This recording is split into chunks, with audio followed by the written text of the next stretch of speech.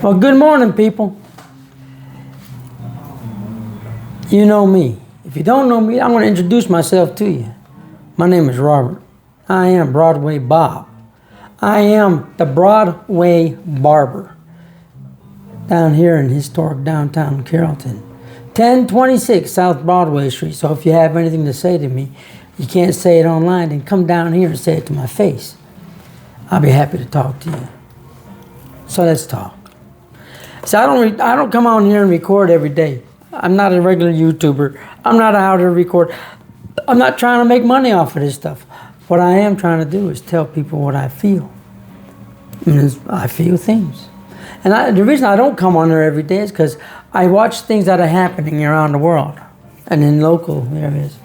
I listen. I watch and I listen. And I know you shouldn't come on anywhere and respond to something you've seen just now, because it'll change and the truth will come out. Sometimes we get it wrong. If you come out and you say something right away, chances are you might get it wrong. Especially if you go on pure feelings. So, no. So I listen. I look and I listen. And I've been looking and listening a lot lately for the last week or so, as I haven't been online for that long. So we got things going on.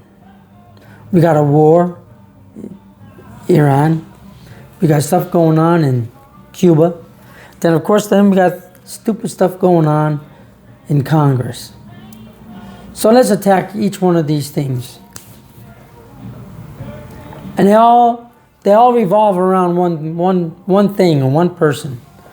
They all revolve around Donald Trump. They all do. Now, whether you like him or you hate him, for one, I like the guy. That's right. This back of my jersey right here says Trump. All right? Back of my jersey says Trump. Back here down in the wall on my cabinets, I got a lot of stuff that represents Donald Trump. Right on top of my wall, I got the presidential pictures of Donald Trump. I believe in the man. So I said, whether you hate him or you like him, I believe in him. I don't gotta like somebody to believe that what they're doing. I don't gotta like him at all. If I know in my heart that he's doing the right thing. I would be able to say the same thing about Barack Obama if I would have thought that he was doing the right thing for the United States of America. And we know that he didn't. You may like him, right? But that doesn't mean he did the right thing, right? As a human being, I like the man. But as a president, I thought Barack Obama sucked. And I even think worse of Joe Biden.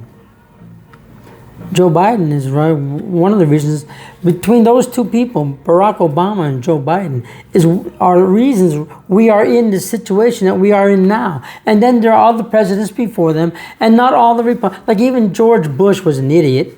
I know some of you love George Bush. Okay, I get it. Hey, he's a Texan. Hey, I voted for Jimmy Carter because he was a Georgian. And what did he do for this country? Not jack. Great man. Nice man, wonderful, beautiful man, Jimmy Carter. But he was an idiot as far as a president goes.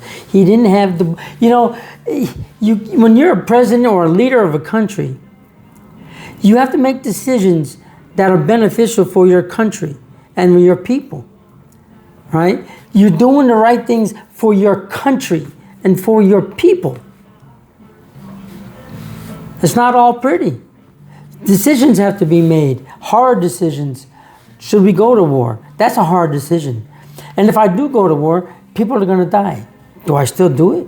It's a hard decision. Things have to be decided, and they have to be decided by a person that's willing to take those chances and willing to take on the problems. Donald Trump is that man. He's willing to tackle the things that other people just kick the can down the road, kick it and kick it and kick. It's been kicked down that road for so long, right? Somebody finally just picked up that can and said, this stops right here. And that's Donald Trump. Whether you like him or you hate him, I know a lot of you probably hate him, but he took that can, he stopped, he stopped that can from being kicked down the road again. And he picked it up and he said he's going to do something about it. So let's start with Venezuela. You know, we have, you say, well, he's blowing up all these people coming into trying to deliver drugs into the country. That's right. The main problem is delivering drugs into our country. Drugs that killed a lot of people. And they continue to try to bring that stuff into our country. And if it wasn't for Donald Trump, none of us would have known that all this stuff was going on out there. That these drugs were just flowing into our country by the tons. And nobody was doing nothing about it. So obviously, our government has known about it. Others have known about it. It wasn't like it was being done, you know, under the table, because all these other presidents have known this. They had to have had, because they got the same intelligence. So if Donald Trump decided, no, that ain't happening. So he stopped it. And he worked on stopping it. A lot of people said they wanted to take out Maduro. They said they wish, even Obama, even Clinton, they wish they would have taken out Maduro. Oh, but only one did. You see, that's the problem.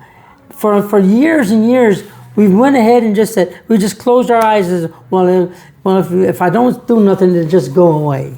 And, well, I got other things to do, and I don't need to worry about this one. So I just let the next guy deal with it, because I'm on my way out anyway. Well, we did that for a long time. Hell, the thing with Iran right now, that's been going on for the last 47 years. It's not like it stopped back in 1980 when Ronald Reagan came. It wasn't a full stop, right? It wasn't totally over. We got our hostages back. We had hostages for 444 days. For those of you who are my age and when you were young when that happened, you know what I'm talking about. Those of you who are young today only see it as a news flash. But if you were alive during the time period of 1980 when all this took place, you would understand what's going on today. And let me tell you, those of you who are my age, do you remember? Do you remember what happened back then? Do you remember the hostages day after day, week, month, year? Do you remember all that stuff that we were seeing? Do you remember the helicopters that went in and blew up in the desert? Do you remember that? That was Jimmy Carter time period. Do you remember the day that Ronald Reagan was inaugurated? Do you remember that? Do you remember him standing at the podium? And he did his Moses moment? Do you remember that? When he stood at the cameras and he looked dead at the cameras and they did a close-up on his face and the camera just came zooming in on him like this. And he pointed out and he says, "Let my people go." He says, "You have 24 hours. Let my people go." Do you remember that? That was Iran. Do you remember that? Do you remember what happened back then? Do you remember Reagan? Do you remember it? Did you just let it slip out of your freaking mind? You people young people today, you don't understand this, all right? But let me tell you something. For 47 years, this has been going on. It hasn't stopped. It's the same crap we have been putting up for. They have blown up hotels. They have blown up ships. They have blown up embassies. They have done this year after year after year for 47 years. We have watched Americans get killed, and nothing was done about it. And we always known who is doing it. But we kicked the freaking can down the road to the next guy, and he kicked it, and then the next one kicked it, and the next one kicked it. Then we went off in war in Iraq. We said, okay, when they bombed, that was 9/11, right? 9/11. You remember that? But it was It wasn't the Iraqis that did that. Some of them were from Saudi Arabia.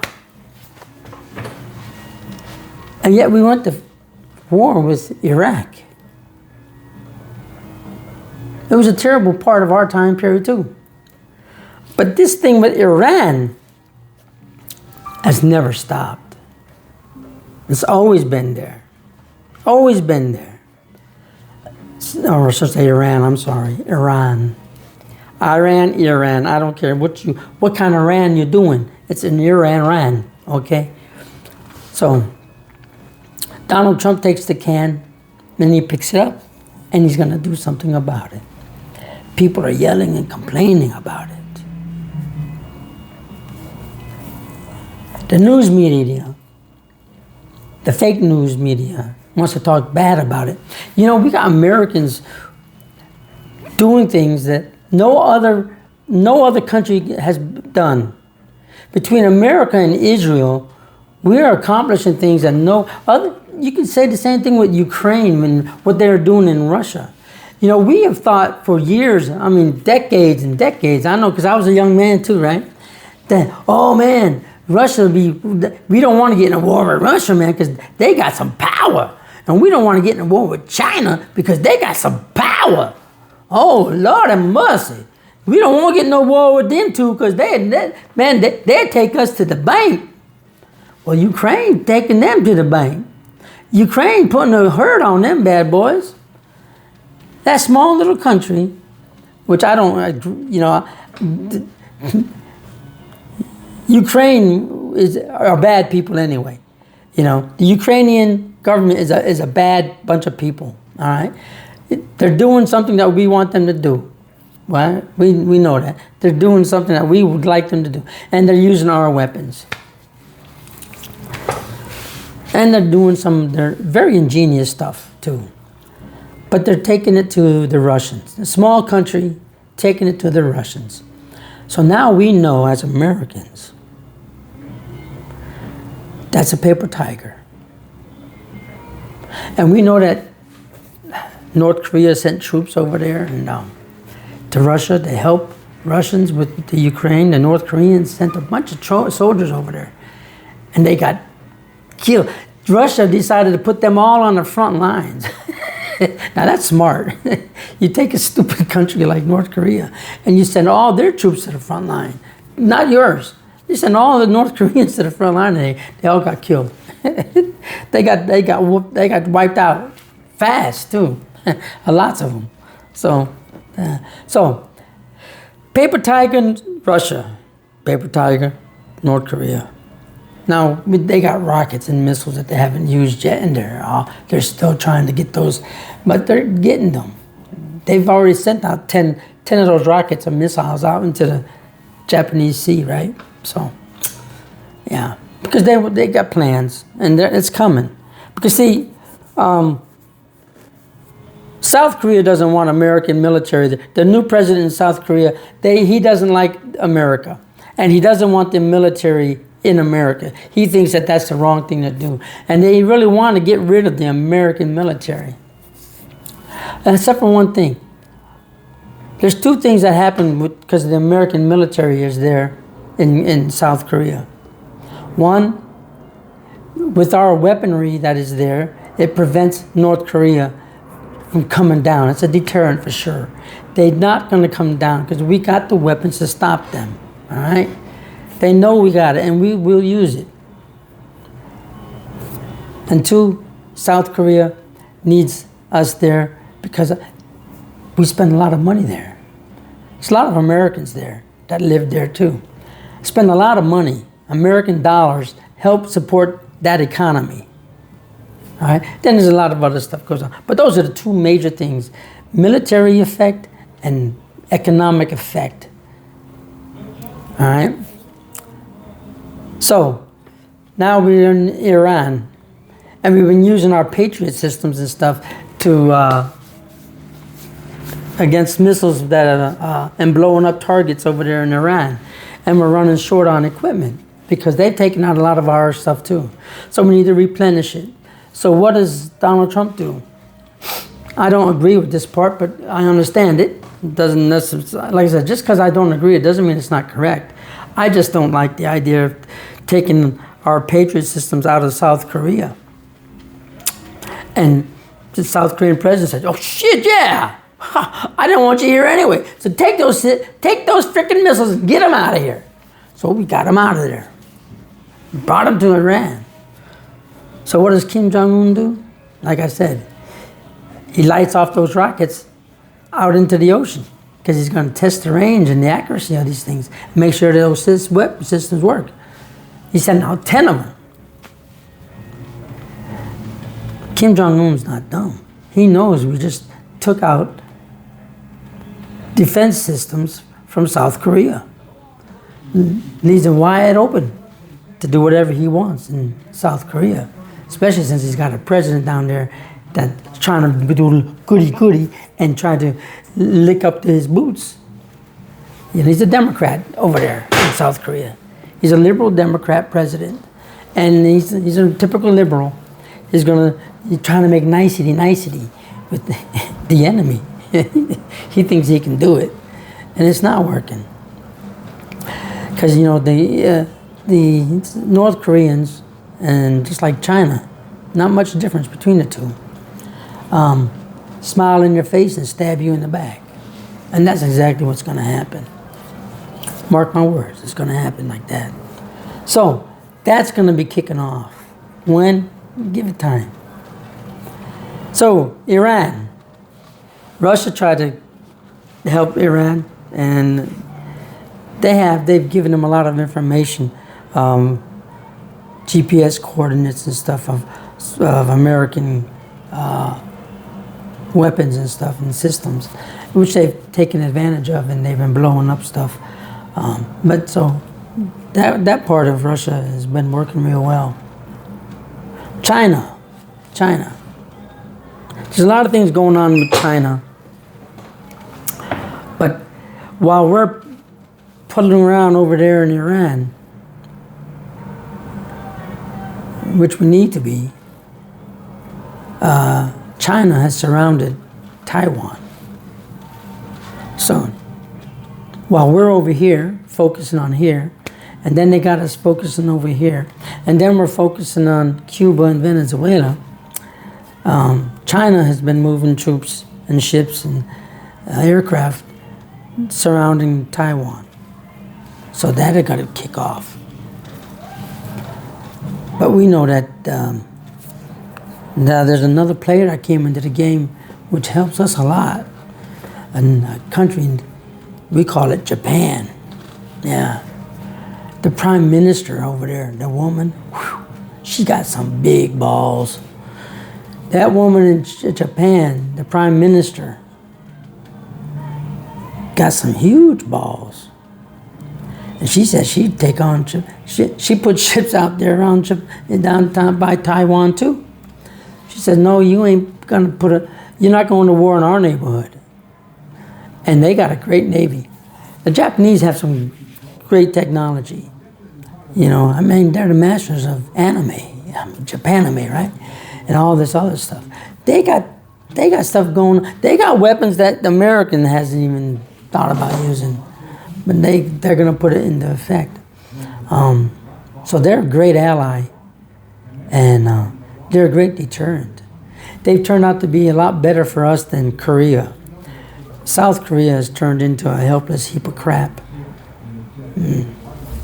So there you go. But Japan, man, I'm getting more and more attached to those people right now, because that Japanese prime minister, she's a Mickey Ficky, man. I love that woman. She's good. I even like what she's doing with the Muslims. She's kicking them out the country. She says, no, well, yeah, that's it. No more. The Muslims are getting scared in that country, because if they don't get it, they're going to jail. That's something we need to be doing. I mean, China does it. There's no Muslims going to China. I mean, if you go to China and you're a Muslim, but you better not be talking about any kind of religious crap, because you're going to jail, or definitely going to be kicked out. So yeah, China's doing a good thing in that area too. Japan is doing the same, but we can't seem to do it in our country. We need to put a halt to it, people. Right here in Texas, in Carrollton, in urban area. We need to put a halt to it before we can't stop it. We need to put a halt to it, people. And a lot of them coming right here to Texas. A lot of Islamists coming right here. You know, they got the mindset of the slow takeover, which is what you need, patience. And they're very patient people. And you see a lot of them, they smile at you, be your buddy. Talk about how good you are. But man, as soon as this becomes where you ain't their friend no more, you see, it's gonna happen.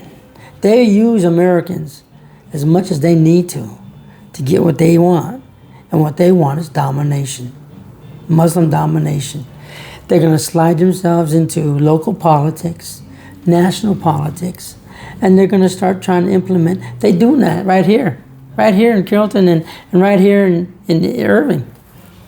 They're sliding into government, right? They want to make their own Sharia cities, Sharia law. Yeah.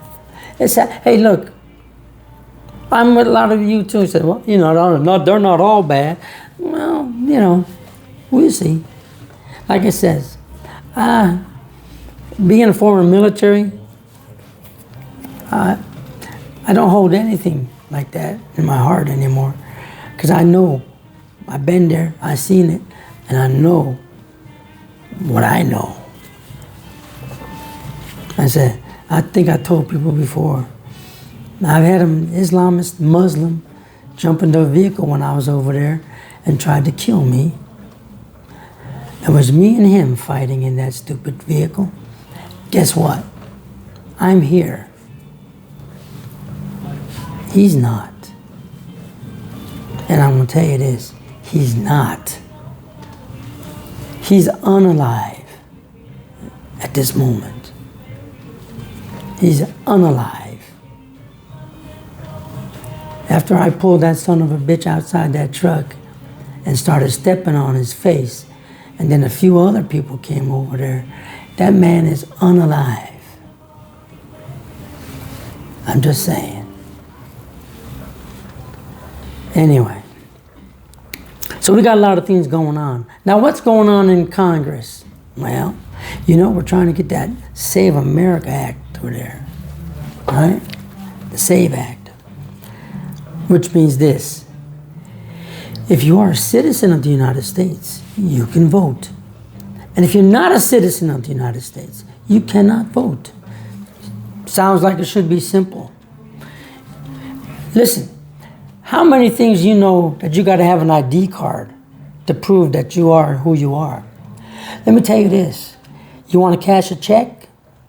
You want to get alcohol? You want to get an apartment? You want to have a bank account?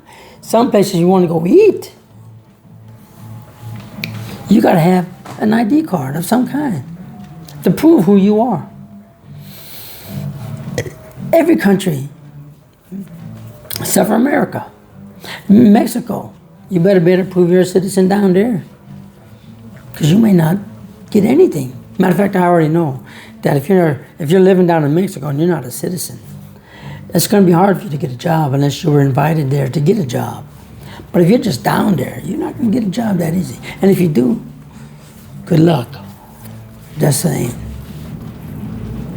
No other country wants to give illegal aliens everything like we do.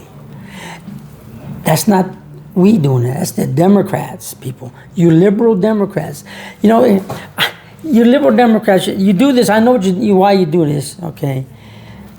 Because you say, oh, we have to do something nice to them. We have to be nice so we can prove that we're just nice people. So I'm going to give you everything I got. No, you don't. If they came knocking on your door, let me ask you this, Mr. and Mrs. Democrat, Mr. and Mrs. Liberal. Let me ask you this. You get, hello? Can I come in? It's just me, Mr. Illegal. I want to come in your house.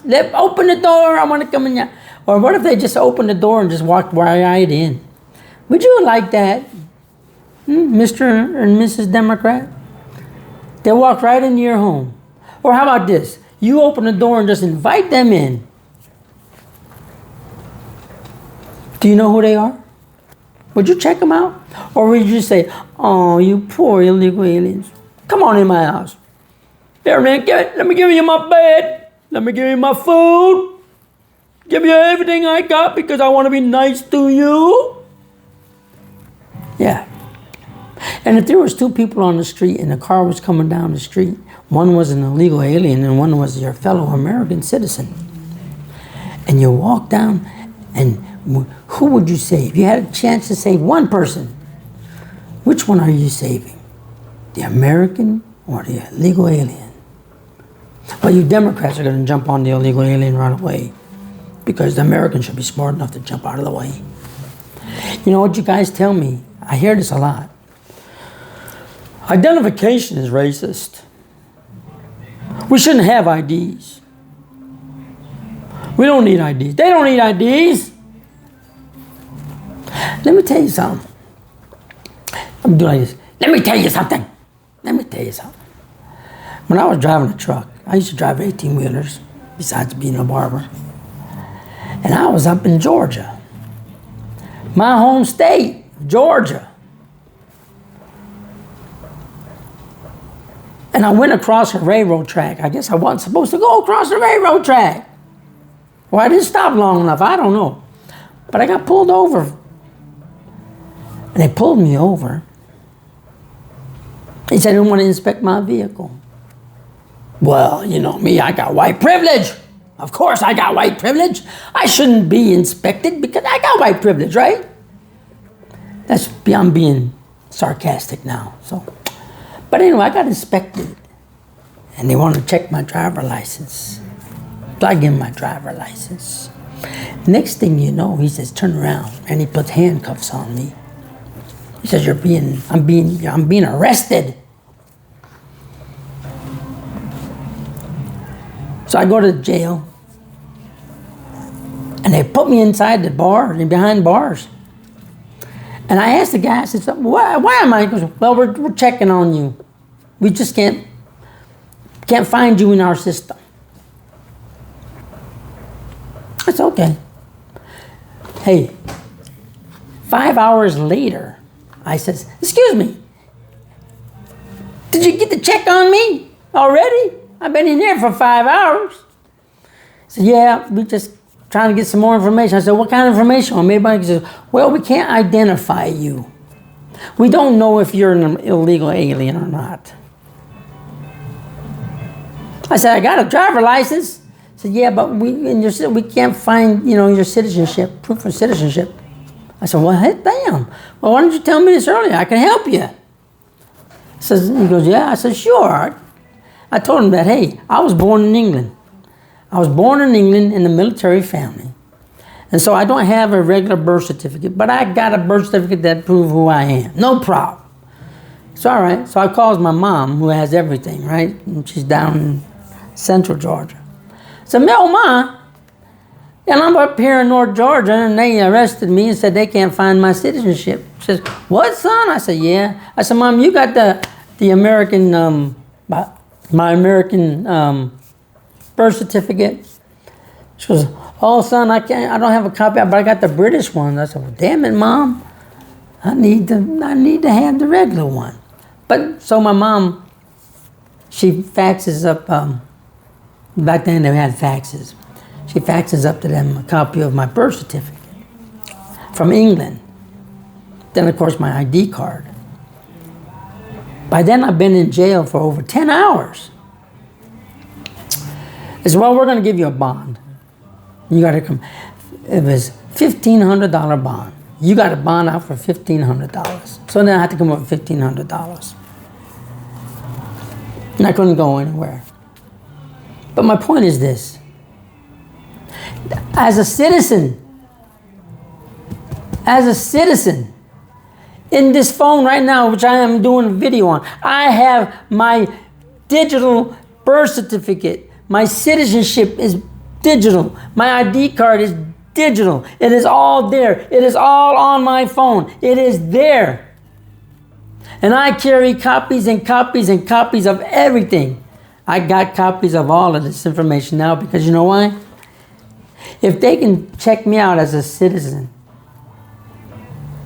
and say that they can prove my citizenship,